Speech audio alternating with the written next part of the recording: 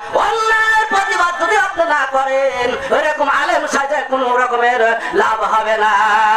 জোরে বলেন ঠিক কিনা? আর 3 শ্রেণীর ব্যক্তির দোয়া আল্লাহ কবুল করবেন। 1 নম্বর হচ্ছে মুসলিমের দোয়া। কার দোয়া? মুসলিমের দোয়া। জেলখানায় বসে আত্মনাদ করছে, অনেক আলেম ওলামারা জেলখানায় বসে আত্মনাদ করছে। এই যদি আপনার এই আলেম ওলামারা যদি বরদোয়া করে, কখনোই এই বাংলার জমি থেকে, সারা পৃথিবী থেকে করোনা যাবে না। এখন আইছে ওমিক্রন, কথা বলেন ঠিক কিনা? এরপর কোন গজব আসবে আল্লাহ ভালো জানে।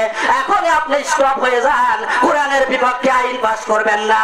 আমার ভাইরা, আমার বন্ধু আমার 2 নাম্বার, আমার বন্ধু আমার কার দোয়া কবুল হয়? পিতা মাতার দোয়া। জোরে বলেন সুবহানাল্লাহ।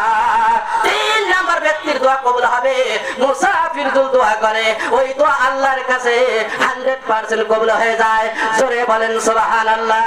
ওয়া দুউ আলাইকুম ওয়া